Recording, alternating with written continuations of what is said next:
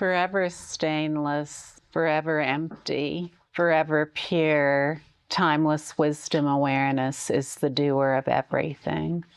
The clear light of wisdom is doing everything. The clear light of wisdom is knowing everything. And within that, there is nothing to be known, because nothing has ever been made into anything that can be known. And so this is extremely simple and straightforward. And it's known only in resting imperturbably as all appearances, no matter what they are. There are only two approaches to realizing our fundamental nature, which is the clear light of timeless wisdom. And one approach involves conceptualization and analysis, and a doer who is involved in methods and practices. And the other approach involves the direct experience of awareness in each complete and identical moment. And in that, there is no destination to arrive at or anyone going there. In resting as awareness, resting as flawless awareness, then there's nowhere to go and no one going anywhere. So this makes it very simple, because all ideas about a destination and someone going there are gone beyond. There's only rest as the appearances of the immediacy of this moment, whatever they are, as a single non-dual expanse. When we talk about these two different approaches, one based on conceptualization and analysis, and a doer who's doing something through methods and practices to achieve the destination of the fundamental nature of being, then that approach very seldom leads to the full result. So, we can see this very easily when we look around. It's just the way it is. The other approach, which is the approach of relying on the direct experience of resting imperturbably, is one where there's nothing to do and no one doing it. There's just the relaxed essence of everything that is immediate, that is spontaneously present, that is completely indivisible and wide open, completely spacious and never holding to anything. It's impossible for stainless sky to hold to anything. Stainless sky doesn't hold to anything. It's an indivisible expanse. And this is so as well with the clear light of wisdom awareness. It's a single indivisible expanse. We learn that there's a doer doing something. This is what we learn. We learn that there's a doer doing something. So very often when we want to find out what our fundamental nature is, then we keep employing that practice that there's a doer doing something. And this is a way of the personal identity, the individual identity that substantializes itself through its points of view, maintaining its identity. So if we engage in lots of methods and practices that are supposed to lead to a destination, then it maintains this identity of someone who's headed to a destination. Now, that is one approach, yet it is an approach that very seldom leads to the full-blown result. So any of us can look around and see that this is so. I am familiar with one of the great meditation centers, and I have visited there several times and know some of the people there. And then I met someone on the board there, and I've grown to know him quite well. And when I first met him, I said, well, who were the teachers who were enlightened at your meditation center? And he said, why, that's a good question. I don't have any idea.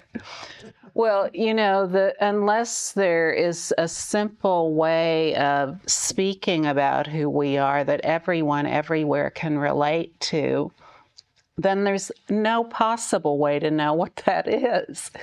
And the bottom line for everyone, no matter who we are, is that we're aware. Nothing else is needed. There isn't anything that has ever existed outside that awareness. Forever empty, stainless flawlessness has never had any flaw in it. It's never had a doer in it. It's never had anything in it. So how can we realize that? By simply resting imperturbably.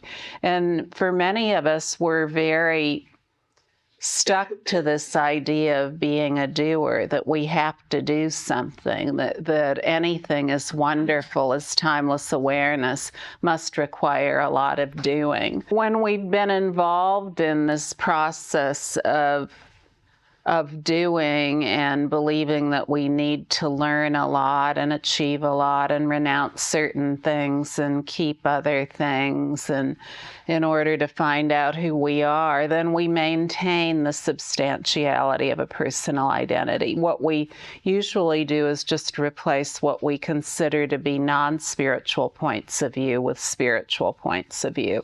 But there's still points of view. It's still an anomaly of point of view. It's still an anomaly of doing.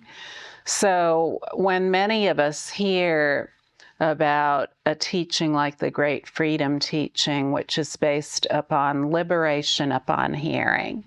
So this is a response to your question. It's based on liberation upon hearing, and many people come here and just through listening, conviction dawns with absolute, incontrovertible certainty about the nature of being. And this is true for many people in this room and for many other people all over the world. So now what does this require? It requires an open mind only. And everyone already has an open mind. There's never been a mind that's been closed up anywhere. The clear light of wisdom mind is always open everywhere without being anywhere. So it's never been sullied in any way. It's never been flawed in any way. It's never been stained in any way. So there's nothing to do. If we believe that we have to be deconditioned, then we're in a trap. We're in a total trap because there's nothing to be conditioned.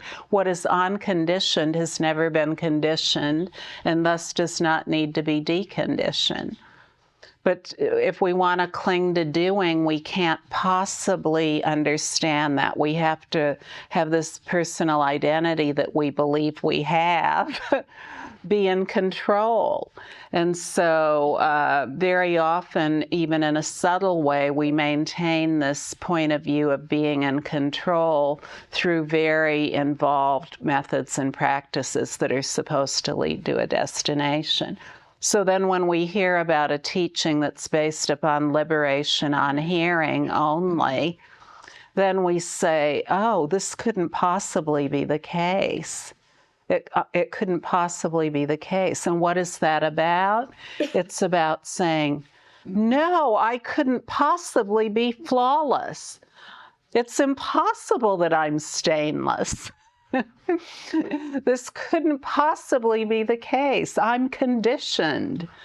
I'm flawed. I'm needing to be purified in some way. I'm totally impure. It's just another way of saying, I know there are quite a few Buddhists here. No, I couldn't possibly be Buddha. No, no, no. And so the reality of what we are is so simple that it can be liberated into full evidence in our awareness simply in hearing about it. But in order for that to occur, it's important for most of us that we do hear about it from someone. And so, then if it's up to us, if we've had the good fortune to be placed in a circumstance like that, to just keep showing up until conviction dawns.